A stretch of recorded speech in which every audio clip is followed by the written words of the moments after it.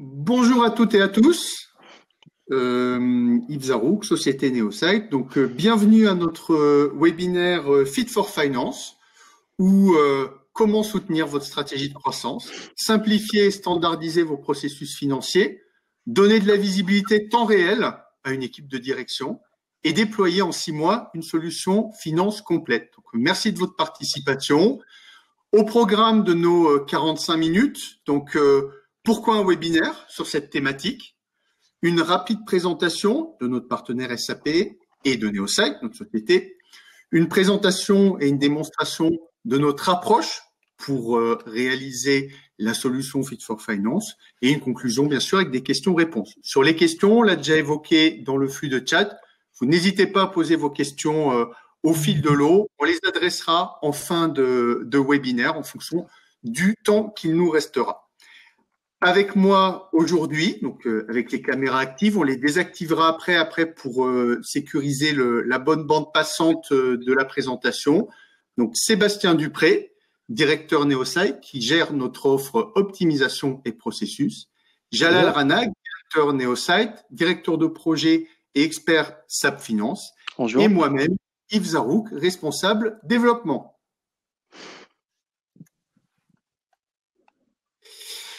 Alors, tout d'abord, en termes de contexte et d'enjeux, pourquoi refondre vos processus financiers?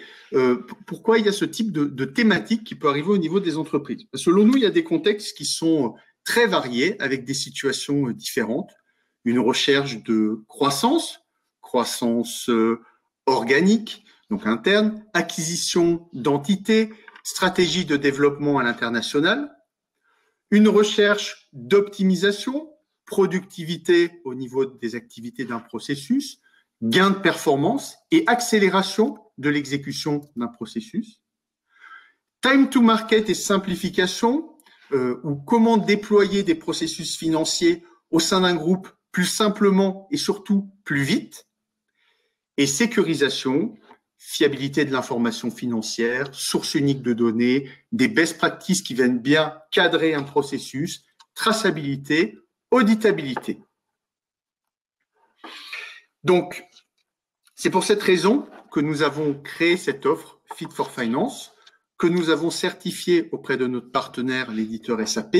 Donc, par certification, on entend un processus rigoureux, vraiment, de plusieurs mois, qui va permettre d'échanger avec SAP pour valider une solution, autant d'un point de vue expertise de nos équipes que d'un point de vue maîtrise de la solution et démarche méthodologique et projet. Donc, très rapidement, une présentation de l'éditeur SAP. Je vais pas vous le représenter, vous devez sans doute le connaître, mais donc on est avec l'un des leaders mondiaux sur les solutions progicielles, en mode cloud et non cloud, qui est tout simplement l'inventeur du concept de l'ERP. Au niveau de Neosite, donc nous sommes une start-up spécialisée à 100% sur le conseil en environnement SAP, la transformation SAP, donc forte croissance, une 50aine d'équipiers. Nous travaillons principalement sur 3 offres. L'offre de transformation SAP, que l'on va évoquer aujourd'hui, pour laquelle nous avons une certification en tant que Gold Partner qui atteste de la bonne qualité du delivery, de Value Added Reseller pour lequel nous pouvons faire de la revente de solutions au portefeuille et également de Qualified Partner Package Solution, donc solution certifiée et validée par SAP. Le deuxième axe de travail et de conseil de Neosite est l'optimisation des processus SAP, l'offre qui est portée par Sébastien qui est avec nous et qui a pour objectif de faire de l'optimisation de processus, rechercher des dysfonctionnements et améliorer les processus qui sont exécutés dans SAP. Et pour cela, on utilise les technologies de process mining avec notre partenaire Celonis. Et le dernier point en bas, qui est toute la partie analytique et élaboration budgétaire dans SAP, sur lequel nous travaillons sur des solutions telles que SAP BPC, Business Planning et Consolidation, et SAP Analytics Cloud. D'un point de vue accompagnement, nous accompagnons nos clients de bout en bout, que ce soit en amont, avec l'aide au choix et la revente de solutions, le cadrage et les expertises à la demande sur vos sujets, que pendant le projet, soit dans une posture de design et assistance à maîtrise d'ouvrage, soit dans une posture d'intégrateur. Vous avez ici quelques exemples de références récentes pour vous donner une idée de notre positionnement sur le marché français. Nous appartenons au groupe Axis, société de conseil en management, qui dispose de différentes BU avec des expertises métiers, business, process, comme sur les achats, la finance, la data. Nous avons un lab, le Labia, qui travaille sur des use cases d'innovation, et une BU dédiée au change et à la transformation des organisations qui s'appelle ACT. Donc, ces expertises, ces profils viendront compléter et renforcer nos équipes dans une démarche de transformation. Une fois que ces présentations rapides sont faites, on va aller sur le cœur du sujet. Je vous propose de rentrer dans le détail de notre offre Fit for Finance. Donc, quelle est la genèse, quoi la proposition de valeur de cette offre? C'est tout simplement capitaliser sur la maturité de processus finance qui sont relativement matures, huilés, répondre aux challenges de nos clients qui nous demandent de plus en plus d'accélérer et de simplifier des projets finance.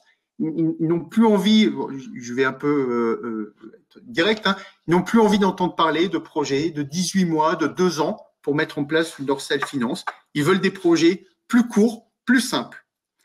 Et donc, la proposition de valeur de Fit for Finance, c'est de déployer une dorsale finance productive en 6 mois pour votre société. 6 mois, on ne l'a pas inventé, ça correspond au contexte, au cas concret d'un client qui nous a demandé de travailler avec lui en ce sens. Donc, on a construit avec lui l'approche, on a mis en place le projet et on a bénéficié de ce REX pour pouvoir construire cette offre que nous vous présentons aujourd'hui.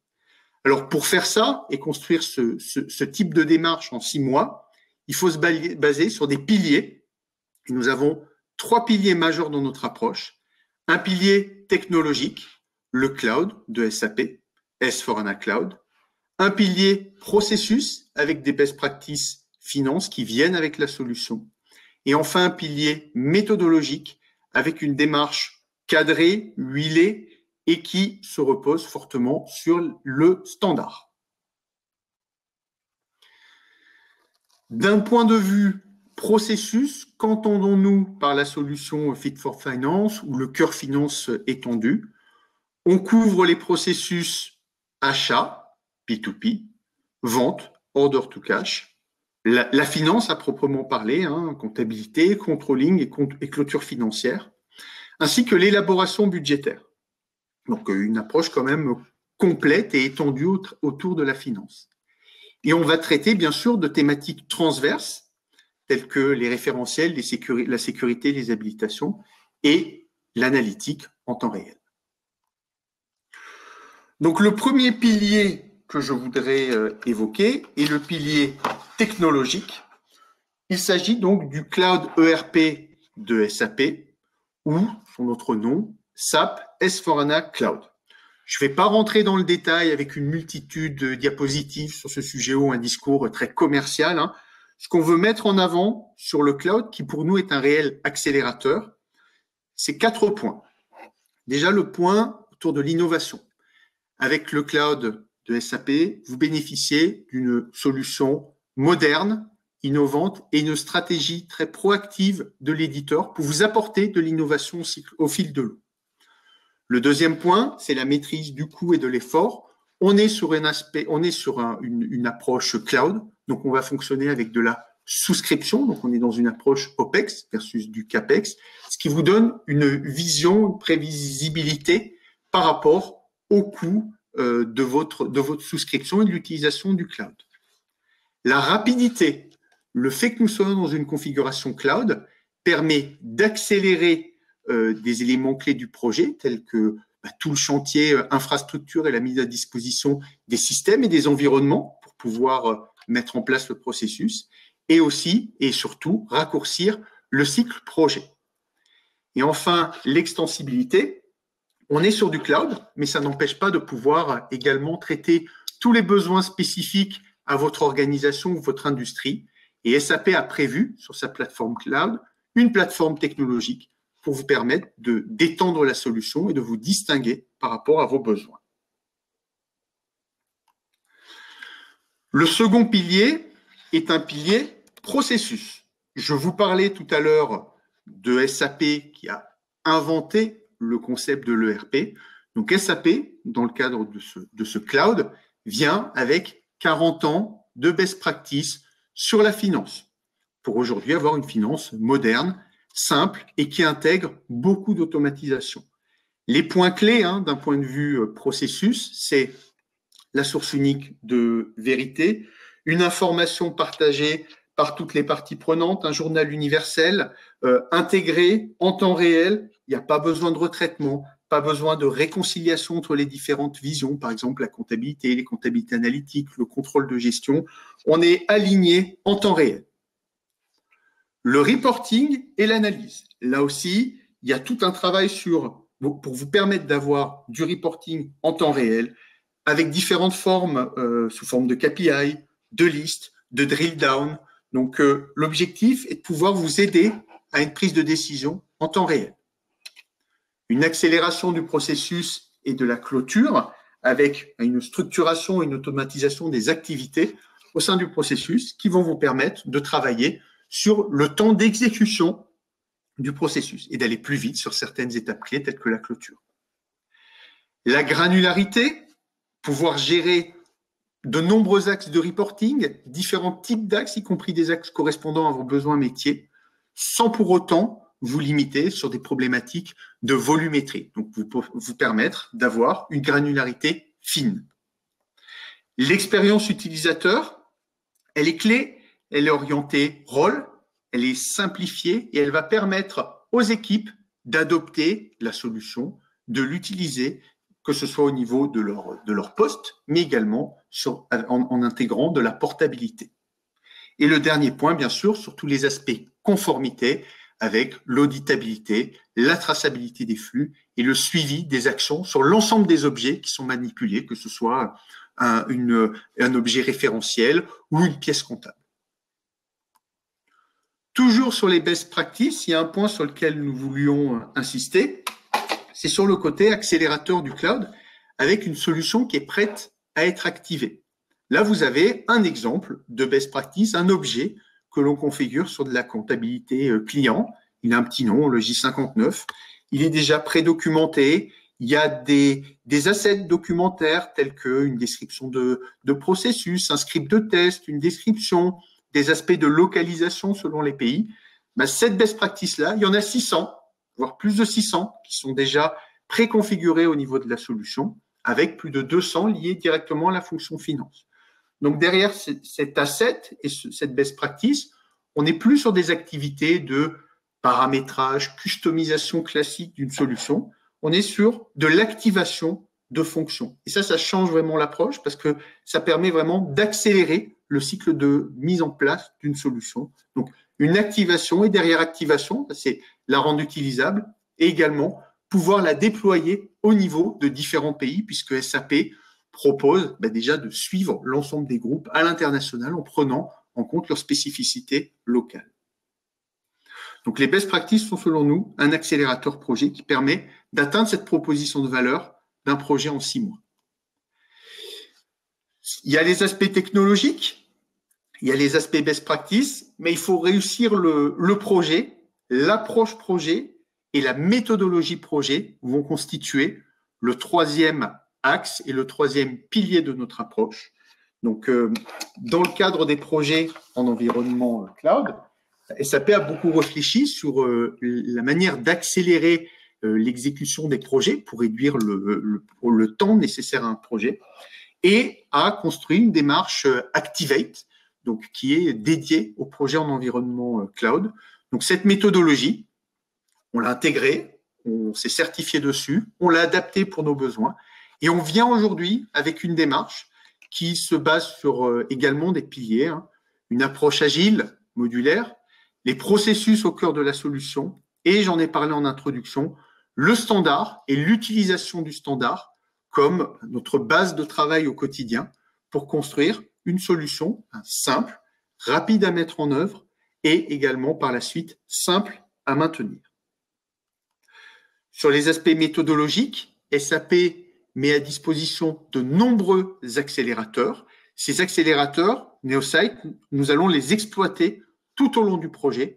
Donc, quelques exemples d'accélérateurs, des processus qui sont déjà documentés, des processus standards, documentés avec l'ensemble des étapes de processus, consultables, et les étapes pour lesquelles vous aurez chaque fois de la documentation. Des tests de script, des scripts de tests, pour l'accélération des tests, des aides en ligne pour aller rapidement sur les points pour lesquels vous questionnez, un cockpit de migration pour la reprise de données, pour pouvoir reprendre rapidement en masse de nombreux objets avec une solution standard, des templates documentaires déjà qui sont mis à disposition pour l'ensemble des phases du projet, un roadmap viewer pour voir toute la trajectoire d'innovation et faciliter quelque part le choix de je vais attendre un petit peu pour avoir une innovation qui sera délivrée en standard dans quelques mois, plutôt que de mettre en place un spécifique dans le cadre du projet. Et également des accélérateurs pour monter en compétence sur la solution. Donc avec ces trois piliers technologiques, méthodologiques et processus, nous basons sur cette approche pour pouvoir réaliser cette solution Fit for Finance dans un cycle de temps de 6 mois. Une fois que j'ai fait cette présentation plutôt théorique, l'objectif c'est de vous montrer maintenant la solution, comment elle fonctionne, quelle est sa proposition de valeur, et je vais maintenant laisser la main à Sébastien et Jalal pour vous présenter plus en détail S4HANA Cloud. Merci Yves.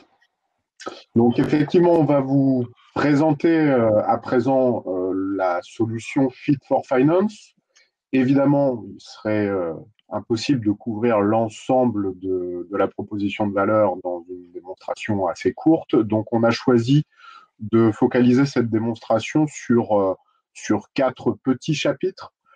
Dans un premier temps, on va vous présenter l'ergonomie générale de la solution. Dans un second temps, on va rentrer dans le déroulement d'une partie d'un flux de la finance étendue et nous avons choisi le flux Procure to Pay, les achats. Ensuite, on va passer sur un petit chapitre qui a trait aux fonctions de travail collaboratif apportées par une fonctionnalité qui s'appelle le Copilot. Et on finira par jeter un petit coup d'œil à un exemple de dashboard, notamment pour le pilotage financier, qu'on peut retrouver dans la solution Fit for Finance. Jalal, je te laisse commencer à partager ton écran. Donc, je vous propose d'engager immédiatement sur la partie ergonomie. Alors, Yves a évoqué que la solution qui est au cœur de notre package qualifié Fit for Finance, c'est S4HANA Cloud. S4, ça veut dire tout simplement qu'il s'agit de la 4e génération de ERP par l'inventeur de l'ERP, qui n'est autre que SAP. Et ce produit embarque une technologie révolutionnaire de base de données en mémoire. Donc, on va rentrer dans des digressions techniques. Retenez simplement l'intérêt pour les métiers de cette technologie, c'est de gommer les frontières entre le monde du transactionnel, de l'ERP, et le monde du décisionnel, de la business intelligence. Avec S4 Cloud, vous avez une solution qui est capable de vous faire du reporting en temps réel. Donc ça fait partie des gros plus et des raisons pour lesquelles on a choisi de fonder le package Fit for Finance sur cette solution. Vous le voyez également, il y a un effort majeur qui a été apporté à l'interface utilisateur sur cette solution qui est une solution 100% SaaS. L'interface, l'a déjà été évoqué, elle est orientée fonction, orientée utilisateur. Donc ici, j'ai un écran simple avec un ensemble d'onglets qui constituent mon environnement de travail et des raccourcis qu'on appelle également des tuiles. Ici, j'ai un environnement qui pourrait être adressé à un utilisateur non régulier de la solution avec un petit nombre de raccourcis vers des fonctions clés comme par exemple la possibilité de créer des demandes d'achat. Si on va voir maintenant l'écran d'un utilisateur plus intensif de la solution SAP, comme quelqu'un qui travaille dans le service comptable ou dans la direction financière, eh bien vous voyez que cet écran va être considérablement plus sophistiquée avec un nombre de raccourcis de tuiles accru et des tuiles qui présentent immédiatement des indicateurs clés de performance, ce qui nous renvoie immédiatement à cette notion de reporting temps réel. Donc cette interface, elle est dite responsive, c'est-à-dire que vous pouvez utiliser cette solution S4 Cloud aussi bien sur un PC que sur des dispositifs mobiles, des tablettes ou des smartphones. Autre chose intéressante sur laquelle on peut s'attarder en termes d'ergonomie, c'est la personnalisation qui est offerte aux utilisateurs. Vous voyez, un simple clic sur ma fiche utilisateur me permet de personnaliser un certain nombre de choses, donc notamment les thèmes graphiques qui vont pouvoir être déployés sur la solution. Alors, ça a l'air de rien, mais personnaliser, mettre aux couleurs de l'entreprise la solution, ça va contribuer à une meilleure adoption et à réduire les frictions que procure le changement de solution. Vous avez également la possibilité de personnaliser votre page d'accueil, donc de choisir parmi les raccourcis qui sont disponibles.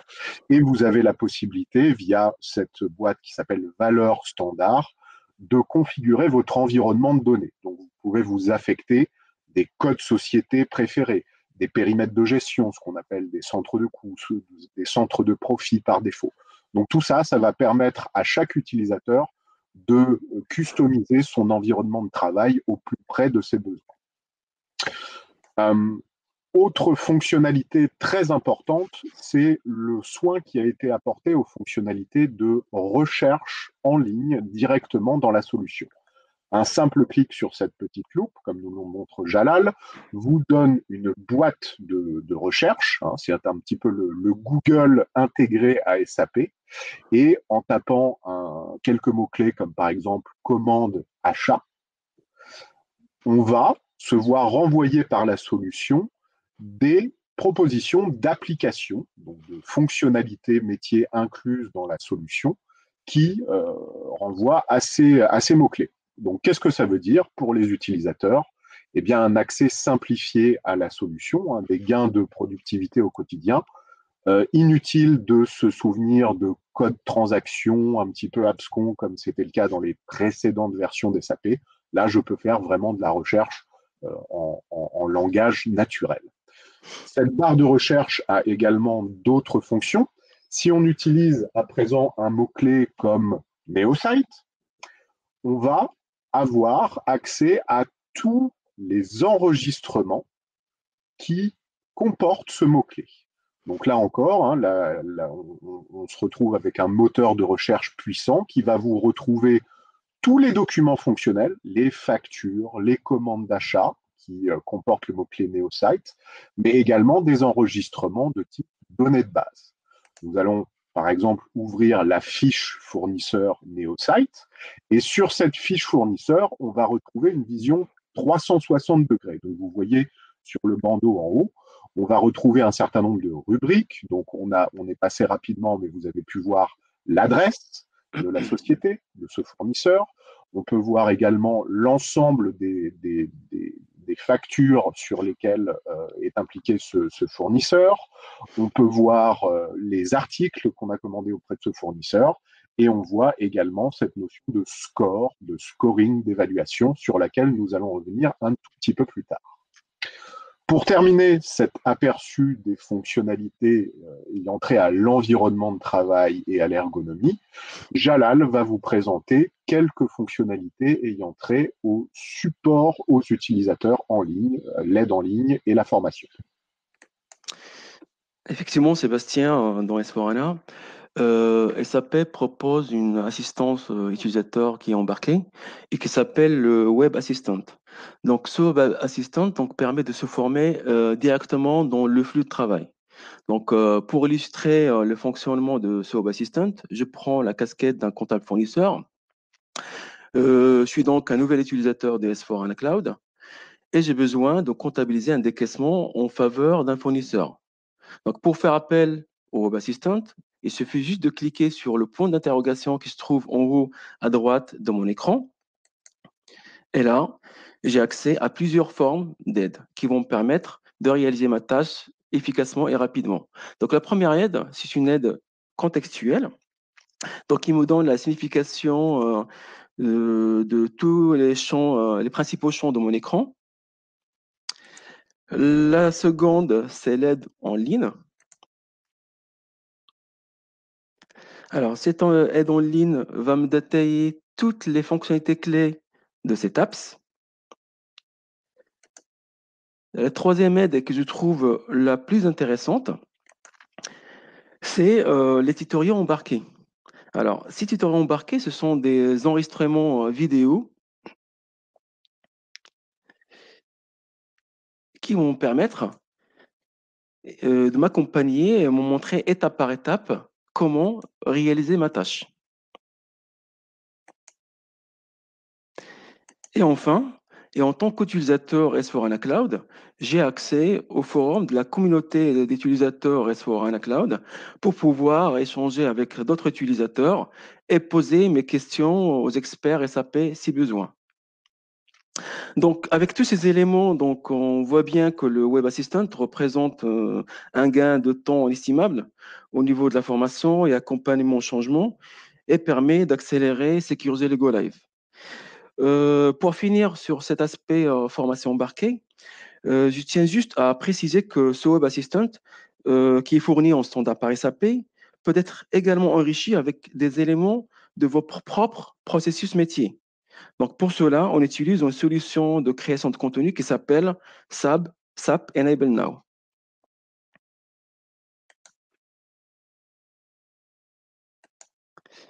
Je te laisse la parole, Sébastien. Pour le fil rouge, donc cette petite présentation sur le volet ergonomie et interface de travail est à présent terminée. Hein. Donc, vous avez pu le voir, on est sur une interface extrêmement simple à appréhender et à prendre en main, et tous les efforts sont mis sur l'accompagnement des utilisateurs, un accès simple aux ressources d'aide et de formation, et tout ça contribue à simplifier le volet conduite du changement qui va de pair avec ce genre de projet de mise en œuvre d'une dorsale finance. Nous allons à présent aller sur le deuxième chapitre de cette démonstration et nous intéresser à l'exécution d'un flux de la finance étendue en nous penchant sur le procure-to-pay et ses liens avec la comptabilité. Alors, quand on parle de procure-to-pay dans le monde SAP, il est bien évident qu'on démarre en suivant les bonnes pratiques par la création d'une demande d'achat. Donc, nous allons dès à présent aller sur une demande d'achat qui a déjà été créée dans le système par Jalal. Donc, la demande d'achat, hein, c'est quelque chose vers, encore une fois, plutôt les opérationnels et les gens qui sont dans les services métiers. Hein. Donc là, prenons pour exemple quelqu'un qui travaille au sein de la direction informatique et qui a besoin de commander des prestations informatiques. Donc, pour lui, la création d'une demande d'achat est extrêmement simple. La plupart des informations qui ont trait au référentiel, c'est-à-dire la société à laquelle appartient cette personne, le centre de coût, le centre de profit auquel il est rattaché, tout ça, c'est déterminé automatiquement par la solution. Et finalement, pour créer cette demande d'achat, j'ai juste à renseigner le type d'article, le type de prestation que je souhaite acquérir, la quantité, et ensuite tout est calculé automatiquement, notamment le prix. Donc là, j'ai une demande d'achat, vous voyez, qui a été créée et qui a été approuvée. Donc ça veut dire qu'on peut mettre en place des stratégies d'approbation. On va vous présenter ça à l'étape d'après, qui est celle du traitement de la commande d'achat. Donc c'est quelque chose d'extrêmement simple. Allons maintenant sur l'écran de traitement de demande d'achat. Donc je change de casquette. Hein. Un opérationnel a créé une demande d'achat, une demande d'achat de prestations informatiques. À présent, j'endosse ma casquette d'acheteur et je suis ici sur un écran qui n'est autre que ma réserve de travail. Vous voyez, c'est l'écran de gestion des demandes d'achat. Et je retrouve en la liste la demande d'achat nouvellement créée que je vais juste avoir à créer, à instruire. Et la première étape va être de choisir un fournisseur pour cette prestation. Donc, cette étape de sourcing va être accompagnée dans la solution par des fonctionnalités intelligentes, ce qui nous amène à revenir sur le mécanisme de scoring que va vous expliquer Jalal. Effectivement, Sébastien, donc là, quand j'arrive sur mes demandes d'achat, je vois que le système, des fois, me propose pour chacune des demandes une liste de fournisseurs qui pourront livrer l'article commandé. Donc, si je regarde la liste proposée pour ma demande d'achat, donc là, je vois que le système me propose deux fournisseurs auxquels il attribue une note. Donc, je vois ici en bas, sur l'axe qui est en bas. Et donc là, j'ai deux fournisseurs qui ont une note attribuée à travers une fonctionnalité qui s'appelle donc le scoring. Et cette fonctionnalité utilise un algorithme qui évalue en temps réel les fournisseurs à partir de la moyenne pondérée des écarts de quantité, de prix, de délai et d'indicateurs de qualité. Donc la note d'évaluation, elle est calculée de l'année précédente jusqu'à la date d'aujourd'hui. Donc, on est sur une fonctionnalité d'aide à la décision qui va permettre aux acheteurs de prendre ou plutôt de faire le bon choix. Donc là, sur mon écran, je vois bien qu'OnSite possède la meilleure note et propose le meilleur prix. Donc là, je choisis NoSite et je passe ma commande. Merci Jalal. Donc vous voyez ici un exemple très concret des apports d'algorithmes de type machine learning pour sécuriser vos approvisionnements et vous aider à choisir les meilleurs fournisseurs. Il ne me reste plus cette étape de choix du fournisseur étant réalisée qu'à créer la demande d'achat, la commande d'achat, pardon. Je suis au niveau de la demande d'achat, je l'ai instruite et en cliquant simplement sur le bouton créer demande d'achat, je n'ai plus qu'à finaliser la création de cette commande. Vous voyez que l'ensemble des informations sont reprises. On retrouve bien au niveau des postes les prestations commandées, dans la quantité commandée avec le prix retenu et obtenu auprès de ce fournisseur. Et vous voyez que je peux choisir parmi différents types de commandes d'achat. Il y a des commandes d'achat standard, directes, indirectes. Donc tout ça permet de s'adapter aux différents types de prestations et aux différents types de pratiques d'achat d'une société. Il ne me reste plus qu'à appuyer sur le bouton sauvegarder en bas à droite. Et voilà, j'en ai fini avec la création de cette commande d'achat. Donc mon travail d'acheteur s'arrête ici pour le moment. Et j'ai le système qui me renvoie le numéro de cette commande d'achat. Nous allons à présent nous intéresser aux étapes suivantes du traitement de cette commande d'achat. Vous voyez ici dans la liste que ma commande d'achat est créée et qu'elle est en cours d'approbation. Donc là, on va pouvoir vous présenter ces notions de stratégie ou de workflow de validation. Il y a plusieurs types de workflow de validation qui sont fournis en standard, des stratégies plus ou moins complexes, c'est-à-dire avec plus ou moins de niveaux d'approbation que vous pouvez choisir en fonction du type d'article commandé, du type de commande d'achat invoquée ou en fonction du montant. Donc, vous avez énormément de souplesse pour mettre en œuvre ces workflows de validation. Et donc, pour illustrer le fonctionnement de ce workflow de validation, on va aller à présent se connecter avec le compte de l'approbateur, donc Yasser Genani. Donc, Jalal va changer d'écran. On était sur l'écran d'un acheteur. À présent, on va se connecter avec le compte du responsable des achats ou du directeur des achats. Et vous voyez ici, le directeur des achats, M. Genani, a reçu une petite notification en rouge en haut à droite de l'écran. Eh bien, il clique sur cette notification et il s'aperçoit qu'il lui a été demandé d'approuver une commande d'achat. Donc, dans sa messagerie intégrée dans la solution S4 Cloud, il retrouve la commande d'achat en question. On voit les postes de la commande d'achat, on voit même, vous le voyez, les informations relatives à la demande d'achat originale. Et il ne reste plus qu'à approuver cette demande d'achat. On a la possibilité de laisser un petit commentaire pour instruire cette décision et donc enrichir la chaîne de traçabilité dans la solution. Voilà, je laisse un petit commentaire pour témoigner de mon approbation. Et cette cette commande d'achat est à présent validée par le validateur hiérarchique. Donc, on reprend notre casquette d'acheteur, je rafraîchis ma réserve de travail et je vois que cette commande d'achat est à présent en circuit, elle est approuvée et donc elle peut suivre son cycle de vie normal.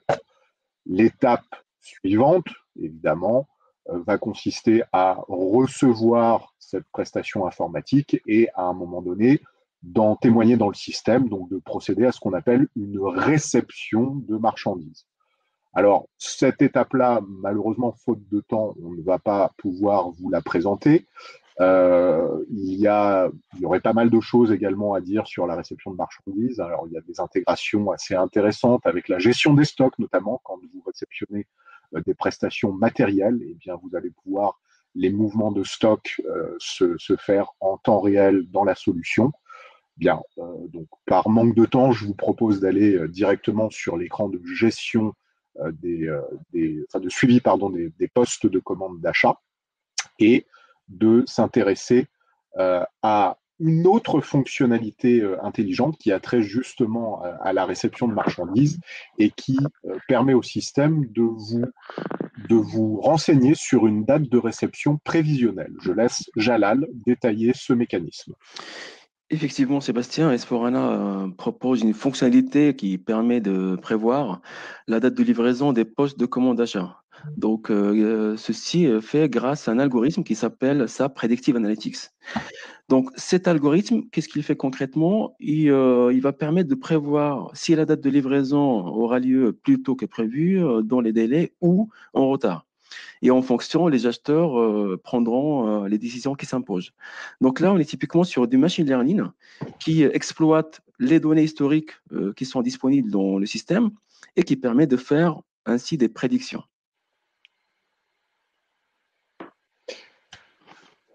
Merci Jalal. Donc un autre exemple de l'apport d'algorithmes de type machine learning pour la sécurisation de vos flux. Je vous propose à présent de consulter bien le résultat final une fois qu'on a traité le flux procure to pay de bout en bout. Eh bien, vous allez pouvoir visualiser au travers de la solution Fit for Finance ce flux complet. Donc, on retrouve les différents documents fonctionnels impliqués, la commande d'achat, la réception de marchandises et d'autres informations qui ont trait à l'intégration de factures et aux écritures comptables. Je laisse Jalal vous apporter quelques précisions d'ailleurs sur la gestion des écritures comptables et le suivi des paiements. En effet, donc on a une application qui dispose d'une traçabilité de bout en bout et qui va assurer une piste d'audit fiable. Donc là, ce genre d'application, elle a également pour les autres process comme Order to Cash. Donc là, j'ai un affichage clair qui établit une relation entre ma commande d'achat, mes factures fournisseurs qui ont été intégrées dans le système, soit via un flux EDI ou un scan, et mes écritures de rapprochement qui correspondent aux écritures de paiement. Donc, parlant de paiement, SAP, donc, comme on le sait, hein, même sur les anciennes versions, il permet de faire des paiements à la fois automatiques et manuels. Et donc là, dans S4, on a des tuiles qui permettent d'analyser les méthodes ou plutôt les habitudes de paiement des fournisseurs et également des comptables. Donc, on peut voir pour chaque fournisseur comment on le paye. Est-ce que c'est automatiquement ou par paiement manuel? D'une manière générale, S4HANA propose une bibliothèque très riche de KPI standards qui permettent un pilotage fin et en temps réel de l'activité.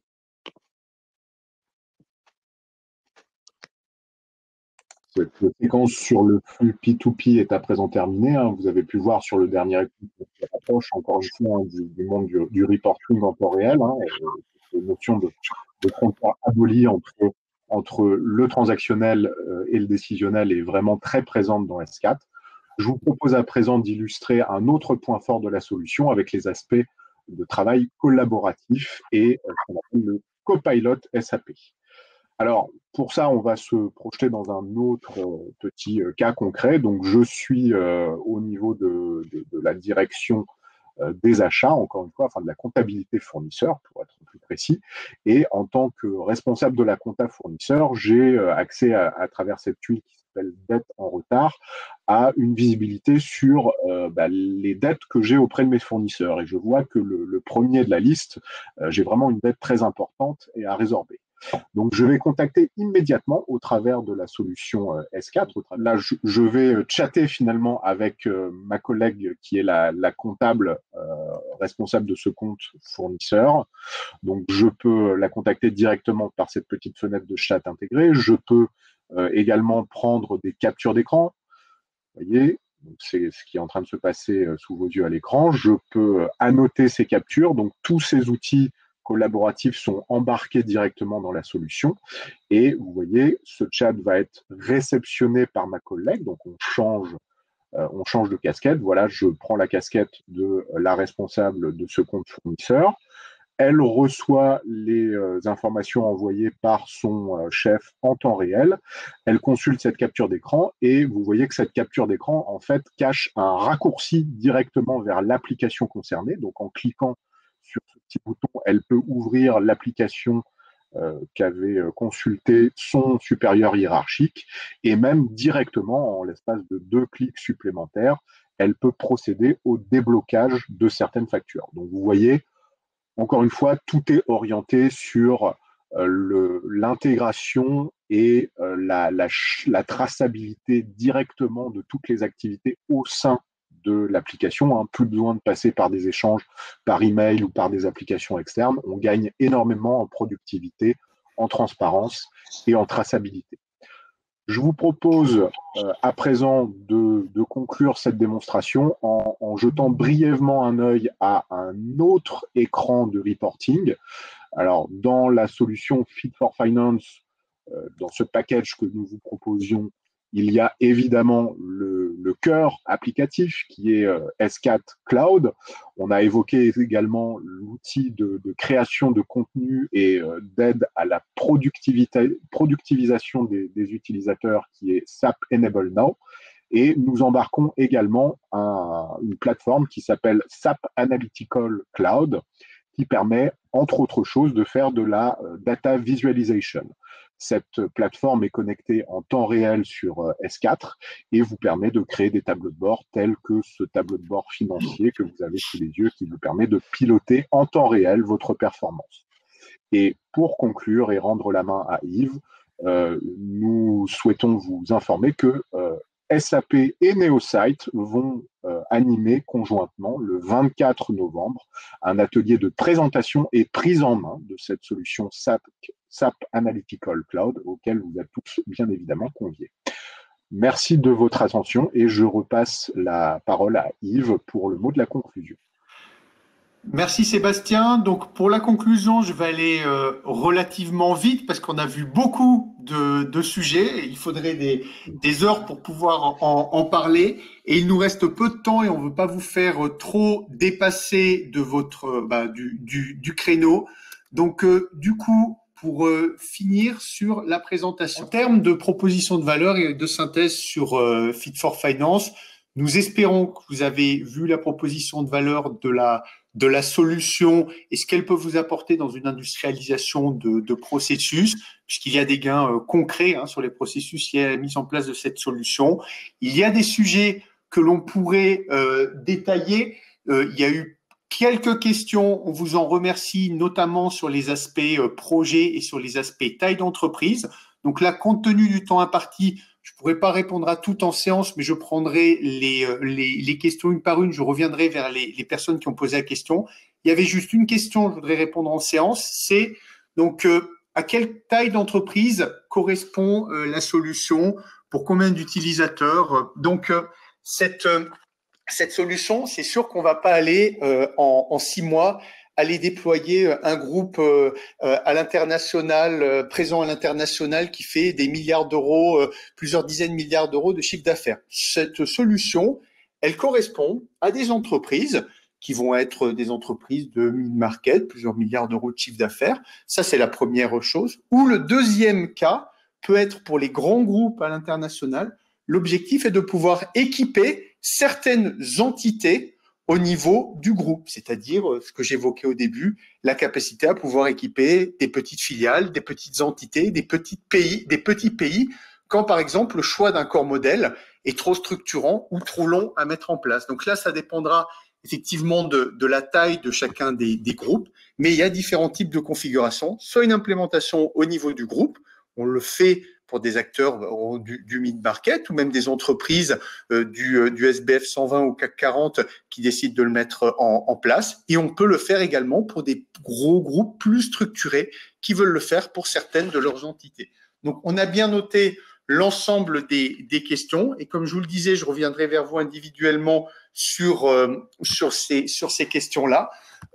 S'il y a d'autres points, si vous voulez rentrer un peu plus dans le détail de votre contexte ou d'évoquer avec nous le sujet, je me tiens disponible. Vous avez toutes mes coordonnées. On vous enverra post-webinaire le support. Et vous aurez également les ressources sur notre site Internet et sur le site officiel de SAP, puisque, comme je vous l'indiquais, notre solution a été certifiée par l'éditeur.